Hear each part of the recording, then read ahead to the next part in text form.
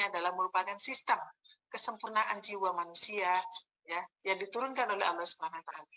Ya, setengah takwa, setengah din gitu ya. Untuk itulah ada baiknya yang meskipun kita sudah melewati bersama keluarga, ada yang baru di bawah 5 tahun, 10 tahun, 15 tahun, atau di atasnya, ya, insya Allah harus selalu menspel kembali.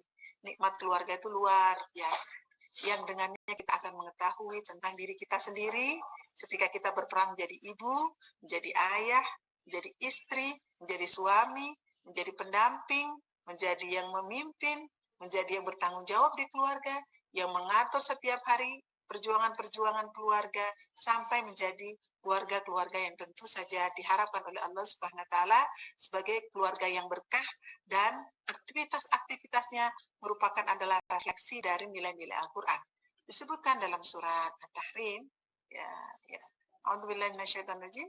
Ya ayyuhalladzina amanu qu anfusakum wa ahlikum nar. Sangat jelas perintah dari langit bahwa ternyata keluarga memiliki tugas yang sangat penting, yang sangat urgent, yang sangat fondasi, yaitu menyelamatkan orang-orang yang ada di dalamnya untuk senantiasa menjaga dan terjaga. Menjaga dan terjaga. Untuk itulah fungsi dari keluarga itu sendiri adalah menjaga dan terjaga. Dengan berkeluarga kita terjaga iman dan takwa kita. Dengan keluarga kita bisa menjaga iman dan takwa anggota-anggota keluarga kita.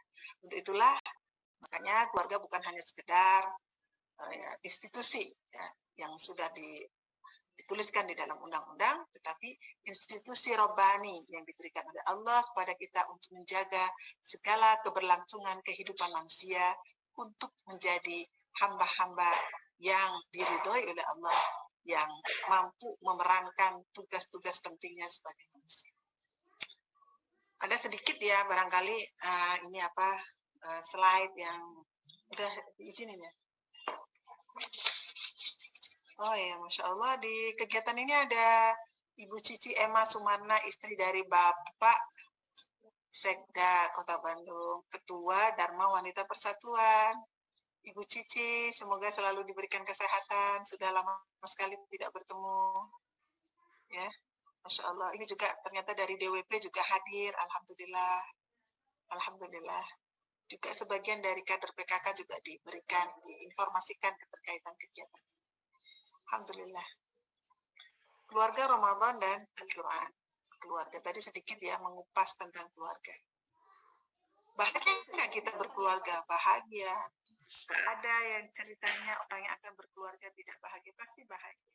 Kenapa? Bukan karena terpenuhinya kebutuhan-kebutuhan biologis, tetapi juga bahwa keluarga bisa memperluas spiritualitas kita, merasakan nikmatnya kesempurnaan menjadi seorang hamba di hadapan Allah ketika berperan lebih dibandingkan dengan peran-peran sebelumnya. Tentu saja ini penting untuk kita paham bersama-sama, sehingga keluarga selalu kita hadirkan kehangatan, penuh cinta. Kalau bersinggungan itu sudah pasti, ya, sudah pasti akan selalu bersinggungan karena kehidupan ini adalah merupakan gambaran kompetisi.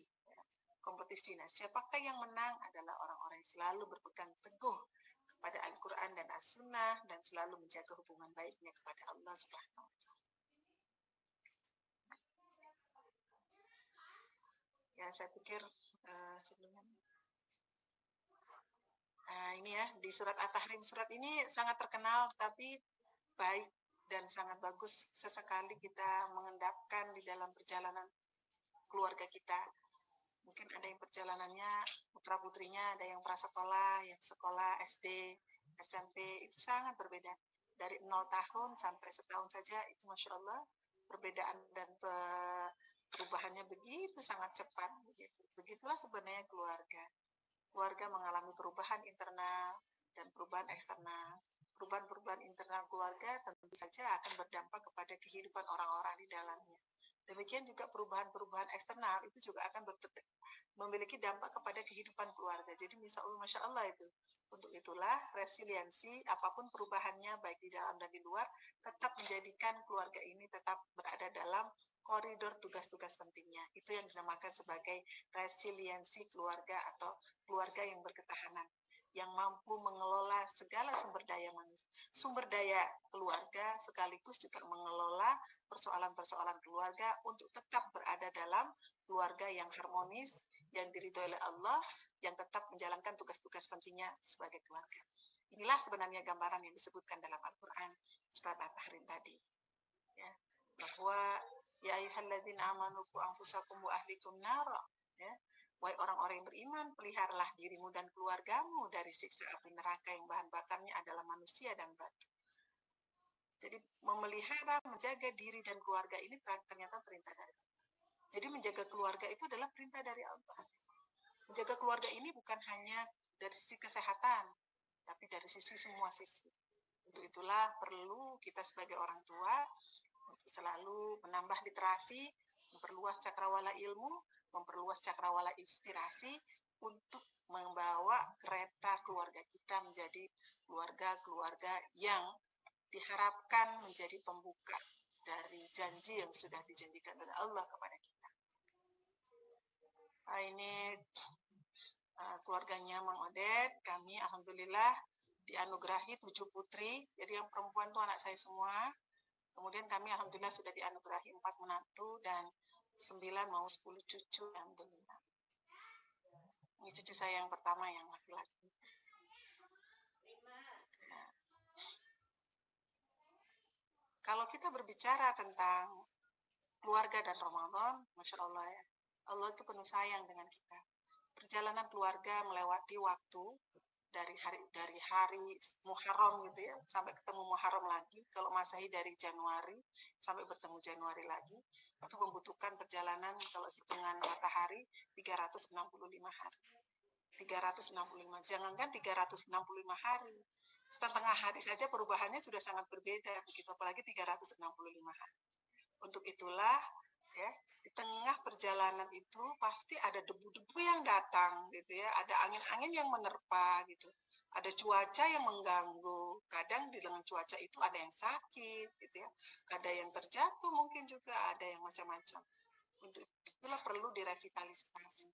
Dan salah satu kasih sayang dari Allah Subhanahu wa taala merevitalisasi keutuhan dan keberadaan keluarga untuk kembali lagi menjadi keluarga yang memiliki keluarga yang kuat dengan segala nilai-nilai maknanya, itu adalah di bulan Ramadan.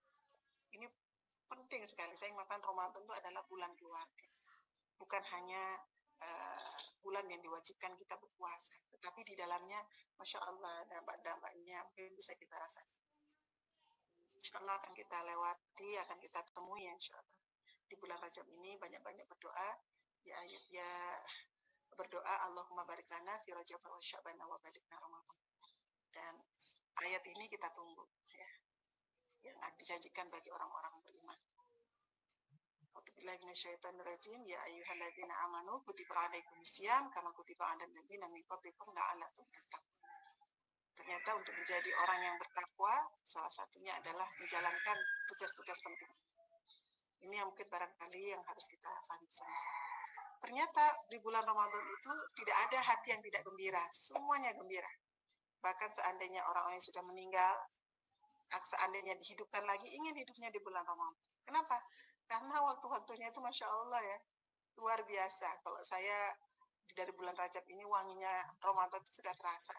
Bukan wanginya kolak ya, wanginya bulan Ramadan ya, malamnya melek begitu ya, siangnya berpuasa dengan kegiatan yang seabrak gitu ya, tetapi oleh Allah dikuatkan sampai kadang-kadang Masya Allah, keluarga yang biasanya nggak berkumpul, tausiah yang biasanya keluh jadi mudah, dan semuanya saling memberikan keteladanan dan berlomba-lomba dan berkompetisi siapakah yang paling baik.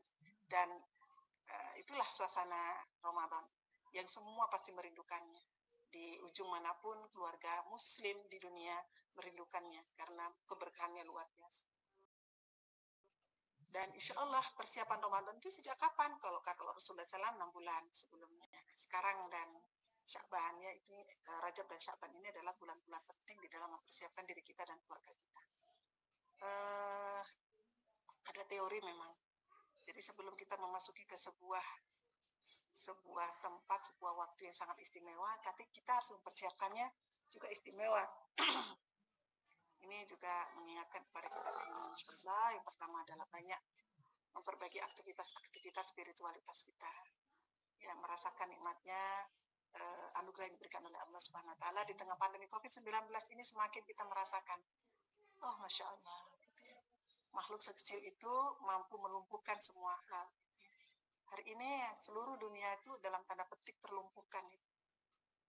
Salah satunya adalah ekonomi. Ekonomi itu yang namanya minus bukan hanya di Indonesia, tapi di seluruh dunia. Jawa Barat itu minusnya udah -3 kemarin, -3%. Kemudian nasional, waduh, itu lebih-lebih lagi karena akhir tahun lalu saja sudah di atas 40 triliun kita sudah minus. Nggak tahu ya sekarang ya, saya merasakan kalau Mang Odet di Kota Bandung juga sama begitu. Bagaimana awal-awal tuh 4 bulan, hampir 4 bulan ya, Mang Odet itu tidak bisa digaji. Kenapa? Karena tidak ada pemasukan PAD. Ya, karena kalau wali kota atau eksekutif itu dibayar dari masuknya pajak berapa, kemudian ada aturannya sekian persennya, sekian persen. Ini tidak bisa untuk membayar kepala daerah gitu. Dan semua terpotong sedemikian rupa. Itu yang sudah, apalagi masyarakat yang lain. Tetapi ada yang membuat kita bahagia di bulan Rajab ini. Kenapa? Karena kita akan bertemu dengan Ramadan sehingga kita melupakan kesulitan yang kita hadapi. Untuk itulah yang pertama kali harus kita kuatkan adalah memperbaiki aktivitas spiritualitas kita. Yang kemarin masih 1 minggu, 2 malam, 3 malam untuk sholat malam, bulan Rajab ini kayaknya harus 7 malam dengan kalau kemarin 5 rakaat, 3 rakaat, sekarang sudah berlatih 11 rakaat tidak berkurang dan sebagainya. Dan jangan lupa banyak bertaubat kepada Allah, karena taubat inilah yang kemudian menjadikan jiwa kita semakin lembut. Memperbaiki amalan-amalan ibadah ya, mulai dari ibadah-ibadah wajib, ibadah sunnah, interaksi dengan Al-Quran, teman sejati kita, akhlak yang penuh dengan syukur dan bersabar.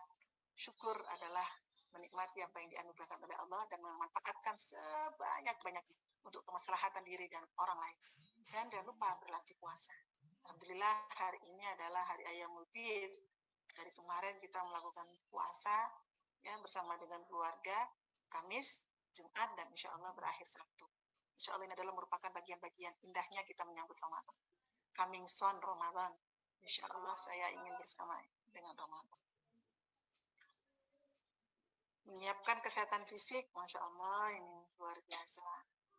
Pola makan, pola hidup sehat, banyak konsumsi sayuran, buah-buahan hari ini. Dan jaga protokol kesehatan. Dan yang ketiganya, planning Ramadan bersama keluarga. Biasanya kalau yang kayak gini, kalau kami di keluarga Mang Odet Syakban ya, kumpul bareng, dinasihatin oleh Pak Wali, dinasihati oleh mantu-mantu, kita undangkan, masing-masing berikan nasihat, saya juga berikan nasihat, kemudian kita sepakati bersama beberapa target keluarga yang semua berlomba-lomba.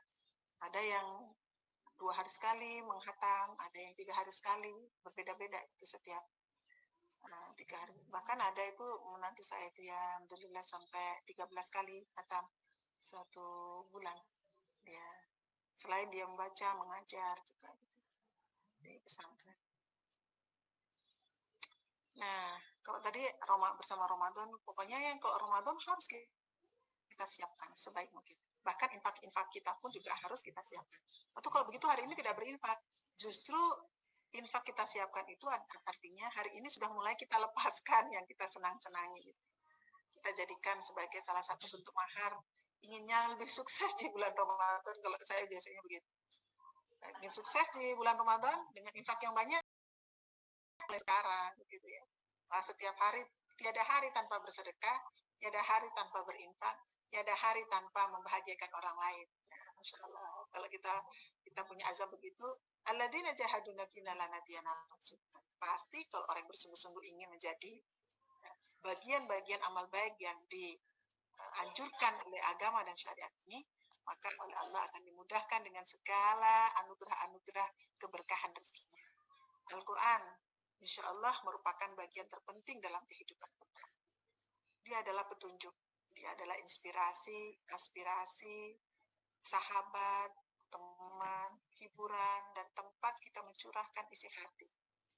Yang pokoknya Al-Quran ini adalah pelita begitu ya, sempat mempelita hati kita. pelita jiwa kita. Kalau kita sedih, hiburannya Al-Quran. Kalau kita sedang di jalan, hiburannya adalah Al-Quran. Kalau kita sendiri, hiburannya dengan Al-Quran. Kalau kita sedang rame-rame juga seperti ini, hiburan kita adalah Al-Quran. Al-Quran menceritakan apa yang sudah terjadi sebelum alam raya ini ada, sampai dalam perjalanan manusia. Kalau kita lihat perjalanan manusia berapa tahun sih gitu ya. Mungkin kalau kita lihat YouTube, Bapak Ibu semuanya, kita melihat ditemukannya peti mumi ya, ratusan yang usianya ada yang 6.000 tahun gitu ya. Wah, kalau kayak gitu berapa lama ya kehidupan manusia? 6.000 tahun, 3.500 tahun. Sebelum Masehi ditambahnya 5.000 tahun, 6.000 tahun. Jadi kita bisa bayangkan gitu ya, berarti zaman dulu tuh sudah ada manusia, kira-kira Nabi Adam kapan ya? Mungkin tidak lebih dari 20.000 tahun yang lalu. Tapi kita tidak mengatakan 20.000-nya, 10.000-nya. Tapi kita melihat perjalanan kehidupan manusia itu sendiri. Bahwa ternyata itu semuanya diceritakan dalam Al-Quran dengan sebaik-baik kisah. Gitu. Kisah siapa aja? Kisah dari Nabi Adam ada, dan semua Nabi dan Rasul ada di sana. Kisah yang sangat baik adalah Ahsanul Qasas, adalah kisahnya Yusuf. Bahkan kita melihat perempuan yang dituliskan di dalam surat Al-Quran, yaitu Maryam, sangat menginspirasi, yang hari-harinya selalu diisi dengan doa-doa dan memuji Allah Subhanahu wa Ta'ala. Pernah nggak kita membuat waktu atau hari bereksperimen dalam kehidupan kita? Ya, seminggu penuh atau 10 hari penuh kita nggak diganggu, kita seperti Maryam begitu. Memuji Allah, meminta ampun, memuji Allah, meminta ampun gitu ya. Masya Allah gitu. Itu saat itikaf gitu. Itikaf saja kita kadang-kadang masih disibukkan oleh kehidupan dunia. Al-Quran inilah yang menginspirasi kita. Untuk itulah ketika Al-Quran diturunkan di bulan Ramadan, menjadi ingatan kepada kita bahwa Ramadan dijanjikan oleh Allah menjadi bulan di mana manusia kembali bersama Al-Quran. Mudahnya menghatamkan, mudahnya mentadaburi, mudahnya mendapatkan hikmah, mudahnya mendapatkan nasihat-nasihat praktis, mudahnya mendapatkan ketenangan, itu di bulan Ramadan. Sampai tanpa terasa ketika kita sholat, kita mampu menghatamkan Al-Quran hanya dengan 3 malam. Itu ada yang begitu. Bahkan kalau kita lihat kecintaan kepada Al-Quran diceritakan para sahabat, Masya Allah, Utsman bin Affan contohnya ketika membaca Al-Quran dalam sholat tidak terasa dia membaca 30 juz dalam satu rakaat. Gitu. Artinya apa? Bahwa Al-Quran itu menghipnotis kita. Untuk itu Al-Quran ini harus menjadi rujukan buat kita selamanya. Jangan pernah kita meninggalkan Al-Quran. Jangan pernah kita, apalagi tidak percaya ya, bahkan kita perlu terus mengkajinya, mendalaminya dengan segala kesempatan-kesempatan yang ada. Karena hari ini telah dibuka keran-keran kemudahan kita untuk bersama Al-Quran dalam setiap waktu. Ya. Sahabat sejati orang-orang bertakwa adalah Al-Quran. Untuk itu marilah di bulan Rajab ini kita menguatkan interaksi. Tapi jangan hanya kita, ajak anak-anak kita, gitu ya, ingetin, begitu ya. Kan sekarang mungkin barangkali kalau putra putrinya berjauhan, saya juga berjauhan mengingatkan. Saya juga diingatkan oleh menantu-menantu saya. Oh ya Umi, jangan lupa ini ayam mulbit, kita puasa. Tidak ada yang sempurna, tetapi kita bisa mengikhtiarkan yang paling baik. Membacanya, mentadaburinya, menghafalkannya. Jadikanlah keluarga-keluarga kita adalah keluarga yang di dalam hati dan jiwanya terpancar cahaya Al-Quran. Jadikan anak-anak kita penghafal Al-Quran. Meskipun mereka tidak tidak misalnya usia segini harus selesai, tidak begitu. Sepanjang waktu tetap mentadaburinya, karena ada orang yang menghafal Al-Quran di sepanjang hidupnya, ketika usia 90 tahun baru selesai, 30 juz selesai menghafal. Ada yang begitu, tapi ada yang diberikan seperti Imam Syafi'i ya, 7 hari, ada yang, bahkan saya dengar ada yang 7 hari sudah hafal. Wah, luar biasa. Ada yang sebulan gitu ya, itu menantu saya itu juga sebulan menghafal Al-Quran, selesai gitu ya. Kemudian mengamalkannya. Ya, ini mungkin barangkali insya Allah.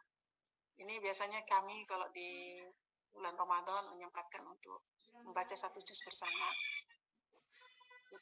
Ada yang gantian, kadang bersama-sama setengah juznya kemudian gantian. Hal seperti ini juga terjadi di minimal 1 minggu sekali, 1 minggu 2 kali, begitu di keluarga.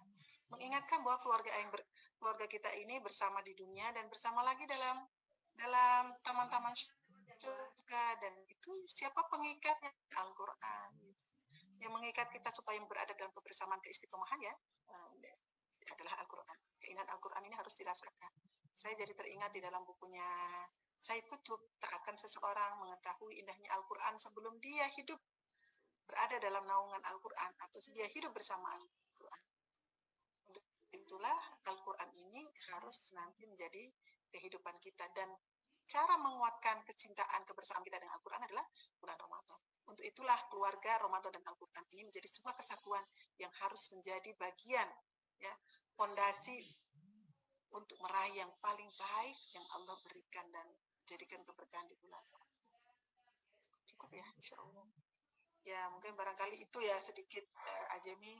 Nanti kalau ditanya ada sharing-sharing, mungkin barangkali bisa kita, karena insya Allah yang hadir di sini juga memiliki pengalaman-pengalaman yang sangat banyak bersama keluarga Ramadan dan Al-Quran.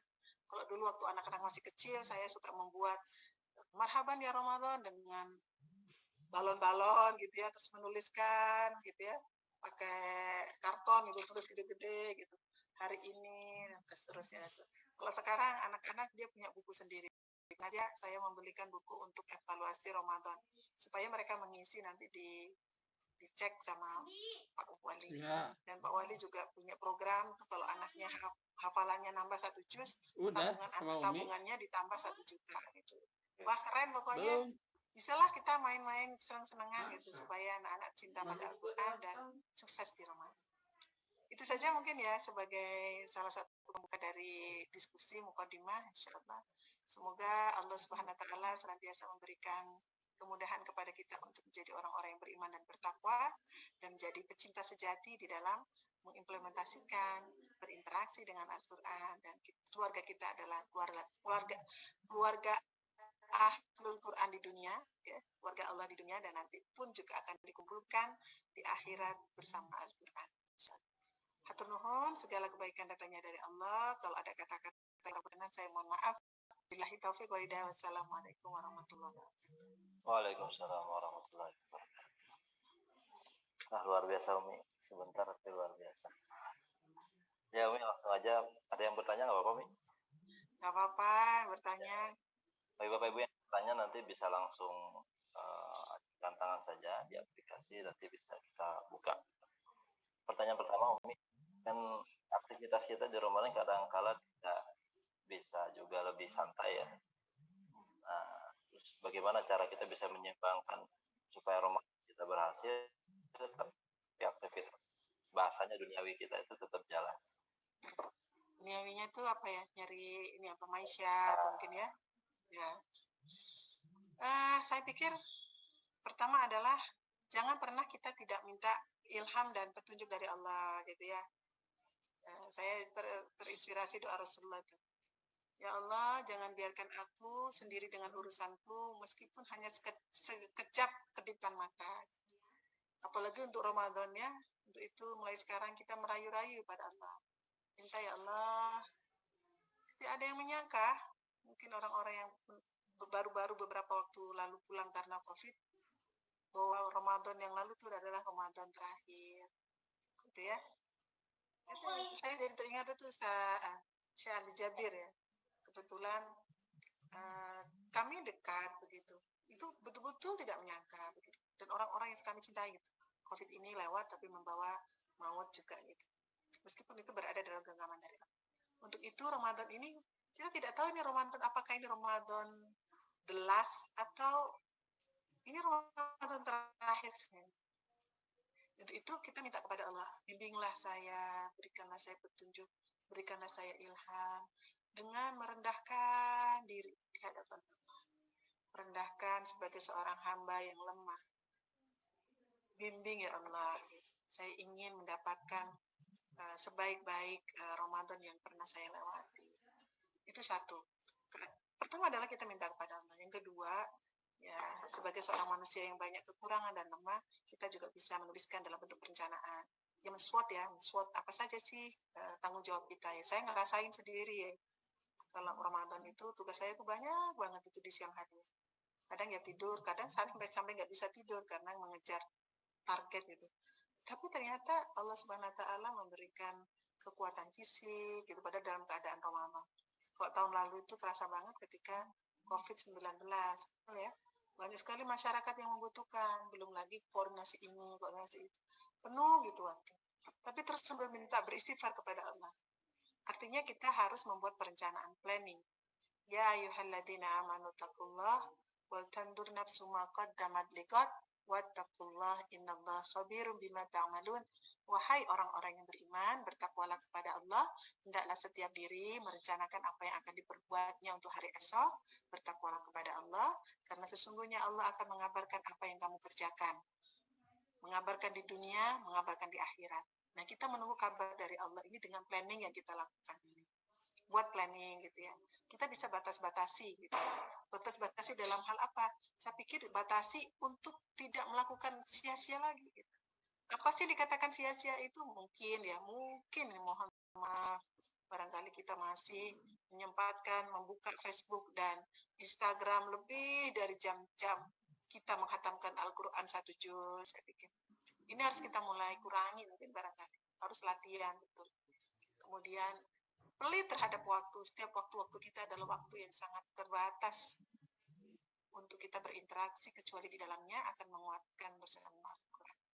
Kemudian yang ketiganya adalah tentu saja keseimbangan ini tentu saja dengan mendeliver beberapa tugas-tugas. Kalau kita memang di rumah misalnya, kita semua bertugas siapa melakukan apa. Kan kalau emak-emak kan paling masaknya sore ya. Untuk itu nggak usah dari pagi masaknya sampai seharian gitu, untuk dibuka gitu ya. Terus kemudian ya apa ya, kalau saya lihat itu qanaah dengan apa yang ada begitu. Banyaklah prinsip-prinsip yang saya juga satu hari itu kegiatan bisa sampai 10 kegiatan. Tapi insya Allah gitu di Ramadan itu biasa-biasa saja, diringankan. Untuk itu dari hari ini di bulan Rajab itu udah latihan puasa gitu. Puasa tidak nunggu Senin Kemis gitu. Ayamul bid gitu. Kalau pengen puasa. Kadang 1 minggu 5 hari bisa puasa gitu. Karena apa? Ingin melatih gitu. Tidak mungkin beban yang berat itu tanpa ada sebuah latihan. Orang yang bisa menanggung beban yang berat karena dia sudah dilatih. Seperti Wais Al-Qarni ya, ketika ingin menggendong ibunya dari Yaman sampai Mekah gitu ya, dia belajar dengan mulai dari keledai yang kecil sampai besar. Saya pikir itu penting ya. Nggak mungkin kita bisa menghatamkan Al-Quran dalam waktu 3-4 hari sampai 5 hari kalau kita tidak latihan. Kalau langsung latihannya di bulan Ramadan pasti kita keok gitu ya. Tapi kalau itu menjadi kebiasaan, kita akan tahu, oh nambah 1 juznya gimana, nambah 2 juznya seperti apa gitu. Kalau misalnya setiap hari kita terbiasa mentadaburi Al-Quran, kita juga tidak akan gagap ketika mentadaburi Al-Quran itu. Karena itu sudah menjadi kebiasaan, tinggal kita menyusun ayat-ayat mana yang akan kita pelajari, itu sudah kita buat sedemikian rupa. Tulislah yang kamu kerjakanlah yang kamu tulis. Dan yang terpenting adalah semua urusan-urusan itu diperlancar dengan banyak bersedekah. Jadi kenapa di bulan Ramadan itu kemenangan-kemenangan diberikan kepada umat Islam? Karena umat Islam menjadi orang yang sangat. Dan ingat bahwa bersedekah itu bisa menolak bala gitu ya. Ya kita harapkan semoga COVID-19 segera berakhir. Itu mungkin aja Mi. Ada yang nggak tahu tuh kalau ibu-ibu. Silakan dari Ci. Itu ada yang raise hand? Ya, dari Mbak Ci Kunci. Dari BCS. BCS ingin bertanya silakan. Dimatikan saja, dinyalakan saja. Ya, silakan. Assalamualaikum warahmatullahi wabarakatuh. Terima kasih. Ini videonya bisa dinyalakan. Katanya ini ya. Halo. Kedengeran. Ya. Alhamdulillah. Ya, ini gimana caranya Umi ketika kita dalam satu keluarga mungkin memiliki pemikiran yang berbeda ya Umi ya. Tetapi saya sendiri ingin supaya paling tidak dimulai dari sekarang dan diperkuat pada masa Ramadan, kemudian setelahnya agar keluarga memiliki tujuan yang sama untuk melakukan ibadah, mendekatkan diri kepada Allah, tadarus Al-Quran dengan penuh kedisiplinan gitu ya. Jadi jangan nyambil gitu maksudnya Umi. Tadi saya lihat keluarga Umi dengan berbagai macam kesibukan masih bisa melakukan kegiatan itu dengan qanaah, dengan istiqomah. Nah, sedangkan kalau saya lihat, kok saya nggak bisa gitu, rasanya sedih sekali gitu, Umi. Nah, bagaimana caranya untuk bisa melakukan itu semua dengan baik, Umi? Mungkin itu saja, Umi. Oke, terima kasih Bu Uci, Masya Allah. Semoga selalu diberikan kekuatan dan kesabaran dan kesehatan serta kemauan yang kuat ya. Sebenarnya bulan Ramadan itu adalah refleksi dari kehidupan kita biasa begitu. Fungsi keluarga adalah salah satunya adalah fungsi agama yang akan menjadi fondasi dari aktivitas-aktivitas kita. Interaksi kita dengan suami, interaksi kita dengan anak, cinta, dan merupakan gambaran-gambaran perintah dari Al-Quran. Jadi kita mencintai suami kita karena gambaran dari Al-Quran, sehingga kita berada pada ukuran yang seimbang. Demikian juga dengan anak-anak. Cintai anak-anak, dan kita mempersiapkan memang jauh-jauh hari sebelumnya, sebelum mereka lahir pun sudah disiapkan untuk mencintai Al-Quran. Caranya bagaimana? Karena kita mencintai Al-Quran. Tapi gimana itu waktu itu kan saya belum tahu gitu. Sekarang tahunya, ya. Alhamdulillah ya, Masya Allah, banyak orang yang akhirnya ya kita sama-sama tahu begitu. Alhamdulillah kita diberi kesempatan untuk tahu dan nikmatnya bersama. Semakin kita merasakan nikmatnya bersama Al-Quran dan kita hidup begitu sangat bermakna dan begitu sangat istimewa kehangatan Al-Quran dalam kehidupan kita, kita ingin menularkan kepada suami kita dan anak. Maka yang pertama kali harus diselesaikan adalah banyaknya kita bertaubat kepada Allah dan meminta kepada Allah, ya mutakallibal qulub, sabbit qulubana ala dinik. Banyak juga mendoakan secara bersama-sama, Allahumma arhamna bil Qur'an waj'alhu lana imama wa nura wa huda wa rahmah. Allahumma zakirna minhuma nasina wa 'allimna minhuma jahilna warzuqna tilawatahu ana al-laili wa atrafan nahar waj'alhu lana hujjatan ya rabbal alamin. Doa ini bukan hanya setelah sholat, tetapi dalam waktu-waktu kita mintalah kepada Allah untuk diberikan kasih sayang bersama Al-Quran. Bahkan itu satu ya. Yang kedua, ciri-ciri keluarga itu kan bonding gitu ya. Bonding itu apa? Bersentuhan. Gak mungkinlah bapak dan ibu, suami istri bersentuhan. Entah itu memeluk, entah itu mengelus, hanya misalnya memegang bahu gitu. Nah, ketika kita memegang ini bukan hanya memegang saja, ada doa gitu. Ya Allah, jadikan hati-hati kami lembut dengan Al-Quran.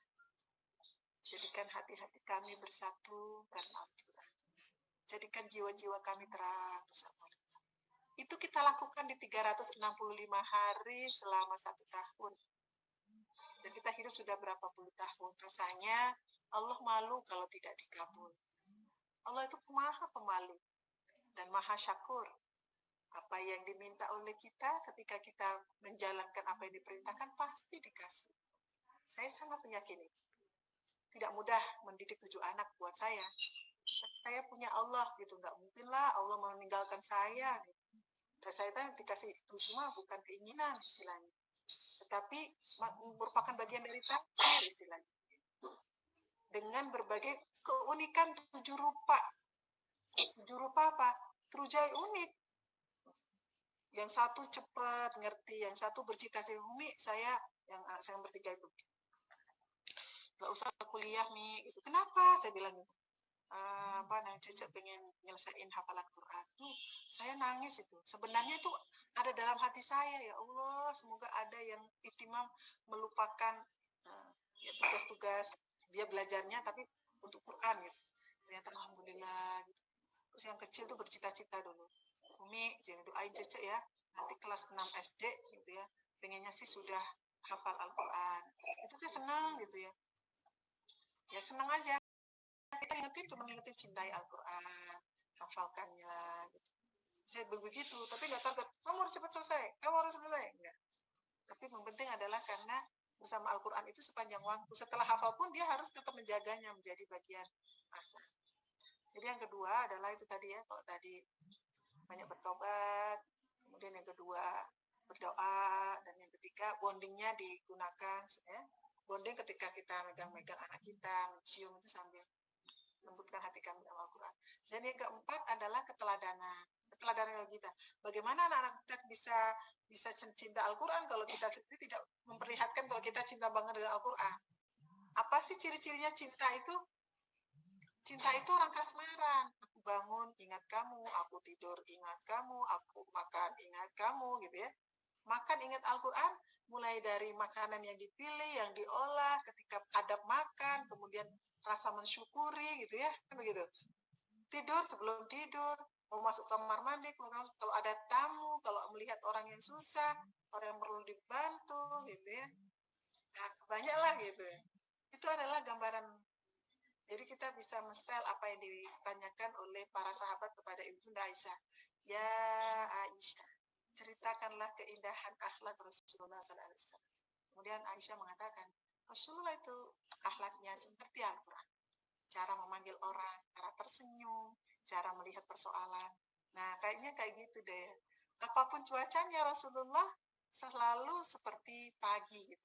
Menyejukkan, seperti matahari baru muncul, hangat. Rasanya jiwa manusia yang kayak gitu, kalau itu ada di seorang ibu, saya yakin anak-anak di sekitarnya pasti akan senang berdekatan dengan ibunya, akan selalu menjadikan ibunya sebagai idola. Semoga kita termasuk ibu-ibu yang itu yang digambarkan tadi. Amin, amin, amin. Ya. Dan jangan lupa bersedekah untuk doa-doa penting kita. Misal, ya namanya hidup barengan ya ibu-ibu ya, meskipun dia dekat dengan mungkin juga lahir dari rahim kita juga ya. Mohon izin, dalam Al-Quran disebutkan bahwa di antara pasanganmu dan anak-anakmu ada yang menjadi fitnah, ya, ada yang diuji, dan biasanya kalau kita diuji oleh Allah Subhanahu Wa Taala, ya, ujian itu adalah di mana kita lemah, gitu ya. Cara menghilangkannya bagaimana? Kalau kita menghilangkan mungkin itu adalah kehendak Allah. Tetapi kalau kita menekan, ya, misalnya harusnya susahnya nilainya 100, tapi karena kita melakukan hal itu bisa menjadi kecil, itu dengan bersedekah. Biasanya ya saya juga dalam mendidik anak-anak, kalau ada yang sulit gitu ya, kok berubah-berubah ya gitu ya, maka saya bersedekah dengan bernazar, ya Allah saya bersedekah ini, semoga doa saya tentang anak ini untuk bla bla bla dikabul. Itu nggak sedikit terus sampai akhirnya berubah itu. Bahkan saya pergi umroh itu dalam rangka itu kadang juga, karena saya misalnya saya catetin tuh ada anak-anak yang dalam hati saya tuh yang kayaknya perlu di ru'yahnya itu harus di Mekah gitu. Saya multazam itu doanya. Ya ada yang kayak gitu juga. Saya pikir apa saja bisa kita kerjakan. Yang jelas kehidupan kita nggak baik. Terus kemudian yang praktis apa tuh Umi? Yang praktis yang tadi tuh sudah praktis ya, bareng lah gitu ya, beribadah di rumah. Minimal 1 hari 1 kali berjamaah. Alhamdulillah kalau Mang Oder ya, kami sekeluarga selalu berjamaah apapun sholatnya, mau zuhur, mau asar. Setelah azan kita tidak menunda, langsung sholat. Itu udah, bahkan kita 10 menit sebelumnya sudah pakai mukena, duduk kadang-kadang.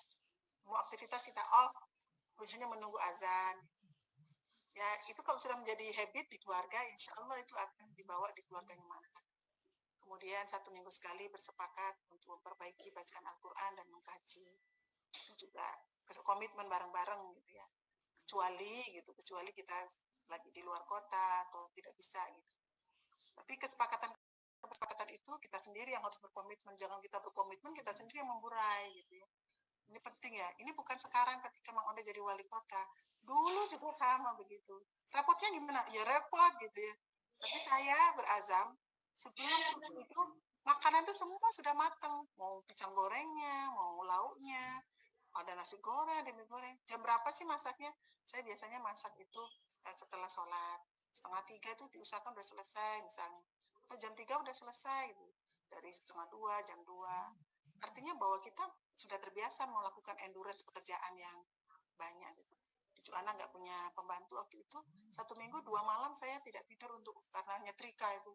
Sambil nyetrika tuh saya megang bajunya itu, saya doakan anak ini, pelan-pelan doakan.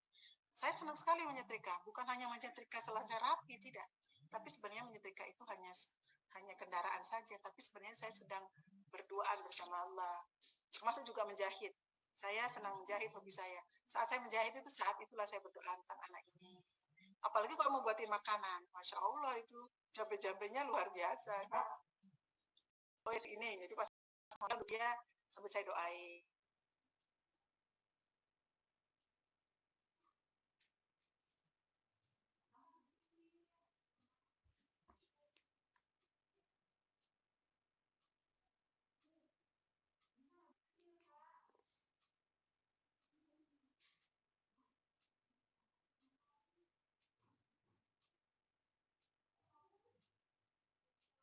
Dihimpun bisa memberikan inspirasi.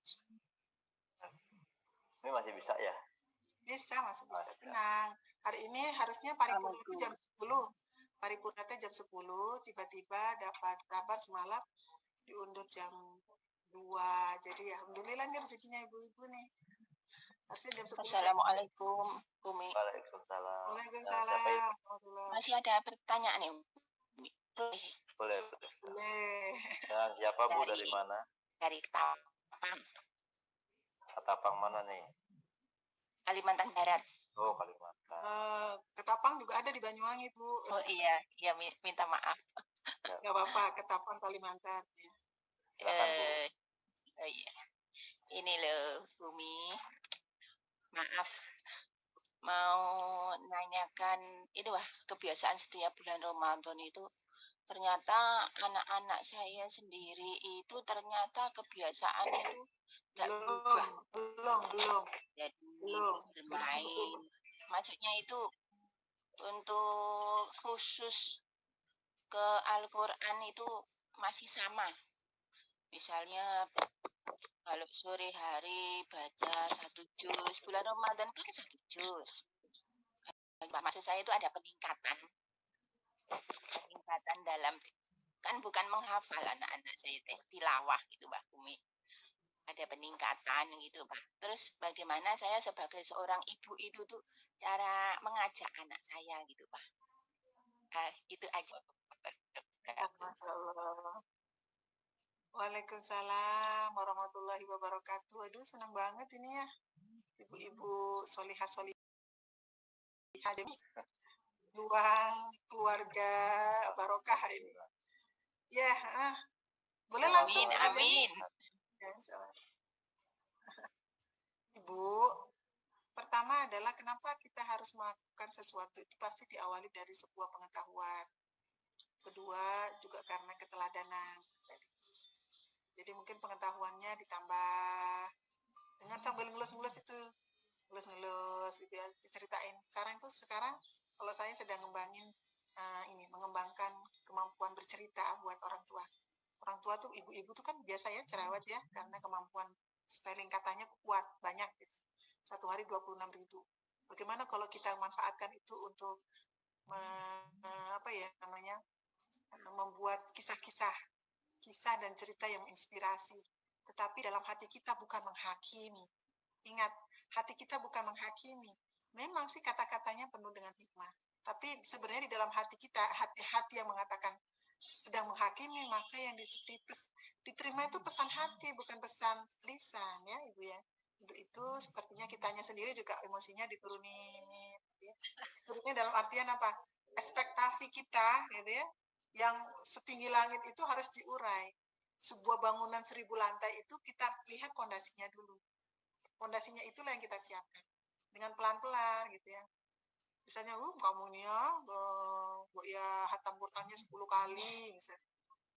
Ya, sambil gini Mas, ini ya, Ibu doakan ya, di bulan Ramadan ini hatamnya 3 kali. Nanti kalau 3 kali Mas, kita bisa pakai tumpeng nasi kuning misalnya dibagi ke anak yatim ya Mas, misalnya setiap misalnya kayak gitu. ini ibu sudah punya ini nih ya, punya niat nih. Pokoknya kalau mas sudah hatam, langsung kita membagikan tumpeng ke tetangga, gitu ya, ke anak yatim. Ya mas ya, sudah disiapin nih sama ibu rezekinya untuk mas, ya, misalnya gitu. Atau macam-macam lah gitu. Jangan, kamu ini bulan Ramadan ya, udah tahu bulan Ramadan bulan Quran ya, misalnya. Kadang-kadang apa namanya, apa ya, kalau saya lebih senang lembut ya ke anak-anak juga. Ngajakin kok keterlaluan itu kadang cuma ngeliatin aja tapi sampai ngebatin gitu. Gitu ya. Bahasa hati itu harus kita pakai menjadi seorang ibu. Kadang lisan itu terlalu melukai. Itu pakai bahasa hati. Bahasa hati itu adalah bahasa doa. Ya Allah, lembutkanlah lisan saya, lembutkanlah perilaku saya untuk menjadi contoh anak-anak yang dititipkan olehmu kepada kami gitu. Saya biasanya begitu. Saya elus dia gitu. Sambil kadang saya membaca Quran. Kalau dulu saya nggak boleh, sampai sekarang ya, nggak boleh ada lagu kan di rumah itu. Nggak boleh ada TV. Maka saya ganti dengan saya nyanyi-nyanyi dulu waktu mereka kecil ya. Kok sekarang lupa ya nyanyi-nyanyinya itu gimana ya? Nyanyinya adalah nyanyi Al-Quran gitu. Sampai, oh ini udah selesai. Sampai atorik waktu itu masih ingat tuh. Saya dulu berazam usia 5 tahun, anak-anak sudah bisa membaca Al-Quran dan sudah punya hafalan 1 juz. Gitu ya. Kalau menghafal kan tidak harus bisa baca ya. Jadi kita spell pelan-pelan, pelan-pelan sampai akhirnya anak-anak. Jadi pertama adalah tentu saja dari kemauan kita, kemudian niat kita, kemudian kita juga mengajak begitu ya dengan bil hikmati wal mau'izatil hasanah ya. Yang keempat, ajak duduk bareng, Mas. Coba buatin perencanaan dong bulan Ramadan. Ibu mam pengen, misalnya kalau sudah agak gede ya, ingin ngikutin perencanaan Mas. Anak milenial kan biasanya lebih beken. Gimana Mas? Sok silakan, Ibu disuruh apa gitu. Misalnya begitu. Kadang kita harus berikan berikan kepercayaan kepada mereka untuk bisa dan kasih apresiasi gitu ya. Saya senang ngasih apresiasi kepada anak-anak. Pak Wali itu senang sekali ngasih apresiasi ke anak-anak. Kadang-kadang saya yang agak pelit kadang-kadang. Kalau saya ngasih 500, misalnya untuk tabungan gitu, Pak Wali itu nambahin nih, ditambahin gitu ya. Dikasih hadiahnya nambah lagi gitu. Al-Qur'annya udah nggak usah ditambah, nggak usah baru, dikasih yang baru misalnya. Banyak ya. Saya pikir itu ya Ibu ya, insya Allah. Doanya itu kencengin lagi, diajak terus, dan jangan berbicara yang berada di frekuensi kecuali berada di frekuensi positif. Frekuensi positif itu tidak ada kata tidak, belum, sebentar lagi, sedikit lagi, gitu ya. Insya Allah, sedikit lagi dia, Mas sedikit lagi jadi begini, Mas insya Allah bisa, gitu. Dan seterusnya. Memang kalau berbicara lebih gampang ya, daripada menjalani. Menjalani itu Masya Allah sambil kita banyak beristighfar. Tapi istighfarnya yang melengking itu di dalam hati ya, tidak dalam sampai terdengar ya. Nanti anak-anak bingung menerjemahkannya. Itu Bu, mohon izin, barangkali kurang lebihnya nanti insya Allah banyak ustadz-ustadz yang juga memiliki nasihat-nasihat yang lebih jitu. Iya, terima kasih ya Umi. Assalamualaikum. Waalaikumsalam. Semoga Ibu selalu sehat. Ya, silakan ada lagi. Umi ada pertanyaan nih, bagaimana caranya membentuk anak menjadi hafizoh, walau orang tuanya belum hafiz. Iya, sama dong ya. Apa itu ya? Ada niat ya, jelas. Pertama adalah niat, kedua kita ikhtiar ya, ketiga kita bersabar, keempat kita istiqomah dan komitmen. Gitu. Yang keempat kita menjaga bareng-bareng. Al-Quran itu kan bukan hanya hafal, tapi menjaga untuk menjadi bagian kehidupan kita, meningkatkan kualitas sholat-sholat kita, meningkatkan kualitas bergumam kita, zikir kita, istilahnya begitu ya. Sehingga kalau bersama Al-Quran, teorinya itu tidak ada hati yang gelisah, tapi yang ada adalah ketenangan meskipun banyak persoalan gitu ya. Persoalannya banyak tapi nggak kelihatan. Baik, saya lihat kenapa Rasulullah dikatakan sebagai seorang pemimpin yang menyelesaikan persoalan yang sangat rumit tapi hanya dengan menyeruput secangkir kopi gitu ya, dengan wajah yang tenang dan senyum yang lebar gitu ya. Itu karena apa? karena ketenangan jiwanya luar biasa dan tidak ada yang bisa memberikan ketenangan kecuali Al-Quran. Ketenangan hakiki, ketenangan sejati itu adalah Al-Quran. Jadi kalau kita gelisah sedikit, Bu, Bapak, kembalilah kepada Al-Quran. Kalau kita misalnya menemukan hal-hal yang rumit dalam kehidupan kita, duduklah dulu sebentar dengan Al-Quran. Karena sesungguhnya Al-Quran itu sebagai pembuka. Bagaimana anak-anak supaya hafiz? Dari niat kita, ya. Yang kedua kita berdoa, yang ketiga kita bimbing, yang keempatnya kita jauhkan dari hal-hal yang membuat konsentrasi. Kalau dulu belum ada HP ya nggak ada TV, nggak ada lagu-lagu, itu saya kerjakan. Yang ada siapa ya? Saya aja nyanyi semua dari kadang-kadang membaca satu surat baru separuh sudah diikutin sama disautin sama yang lain. Kayaknya seneng banget deh itu. Itu zaman-zaman mereka kecil ya. Kalau sekarang ya mereka sudah ikut suami-suaminya begitu ya. Dan kita berdoa ya, saya berdoa semoga pasangan-pasangannya adalah orang-orang yang juga menghafal dan orang-orang yang cinta mencintai Al-Quran dan memiliki hafalan Al-Quran. Itu ternyata memang alhamdulillah dikabul oleh Allah Subhanahu wa taala sehingga mereka memiliki modal yang sama begitu. Terus yang terpenting adalah ya banyak berinfak karena itu ya, bersedekah. Dulu siapa putri saya yang sudah selesai hafalan Qurannya itu saat hafal surat Al-Baqarah, surat yang paling berat ya kalau saya melihat yang pertama paling banyak dan memang isinya hukum gitu ya, jadi memang luar biasa agak sulit itu sebenarnya. Al-Baqarah, Al-Imran itu satu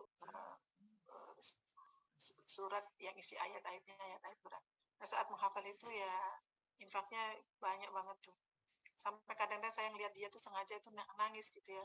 Karena dia murojaahnya tuh saat duha aja saya lihat dia sedang sholat dengan membaca Al-Quran dengan panjang itu sampai saya sedih waktu itu. Sampai saya, ya Allah, pasti insya Allah anak ini akan dikabulkan semua doa-doanya gitu. Ya semakin ya saya merasa ya sangat sayang pada dia gitu. Memberikan mahkota kepada orang tuanya dengan ikhtiar yang seperti itu. Saya sering memergoki ketika dia masih menghafal itu pas sholat duhanya dengan bacaan-bacaan yang panjang, kadang dari pagi sampai zuhur dia bersama Al-Quran mojok sendiri, dipanggil kadang nggak mau dan sebagainya. Kalau sudah duduk bersama Al-Quran seperti itu kadang nggak mau diganggu begitu. Ya saya bahagia ya, sebagai seorang ibu bahagia sekaligus sedih sekaligus juga terharu bahwa Masya Allah nikmat yang Allah anugerahkan ya saya sebagai seorang ibu kepada anak-anak itu. Dengan saya juga tidak banyak yang harus begini gitu, cukup dengan suara-suara hati yang terus disuarakan kepada Allah. Ya Allah, Anda berikan kemudahan menghafal, mencintai Al-Quran, terus menjadi bagian lagu-lagu kidung-kidung yang indah melewati usia yang sudah ya lebih dari 50 tahun. Itu mungkin ya Kang Jemi. Nanti insya Allah ibu juga bisa melakukan itu insya Allah. Dari niat, kemudian ikhtiar. Perlu guru nggak Umi? Perlu gitu ya. Di Al-Quran itu perlu guru, perlu lingkungan gitu ya. Harus pesantren? Tidak harus gitu. Karena putri saya yang SMA biasa itu hafal juga bukan di pesantren. Tapi kalau bisa di pesantren, oh bagus. Karena yang lainnya juga di pesantren gitu, menghafalnya. Ada gurunya, ada ininya, ada lingkungannya juga gitu. Insya Allah. Ya. Itu kali ya. Silakan Ibu, kalau masih ada pertanyaan, Bapak juga boleh. Bapak-bapak boleh, ada bapaknya ya tadi saya lihat juga. Ada Pak Sulaiman, ada Abu Tamam. Oh iya, Masya Allah. Ini juga kayaknya juga harus berbagi nih Abu Tamam. Masya Allah. Silakan bagi yang ingin bertanya. Assalamualaikum Ibu. Saya Desi dari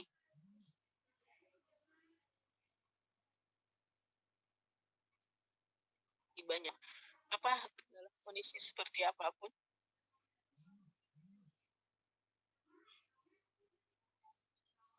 bisa menenangkan dan terima kasih. Itu saja. Assalamualaikum warahmatullahi wabarakatuh. Waalaikumsalam. Ya mungkin memang hari-hari ini sangat berat ya bagi semua masyarakat ya. Bukan berat. Apa ya kira-kira? Tidak ringan. Tidak. Ya, pokoknya kata berat dicoret. Tidak ringan tapi bisa dilalui, insya Allah. Gitu ya. Ya.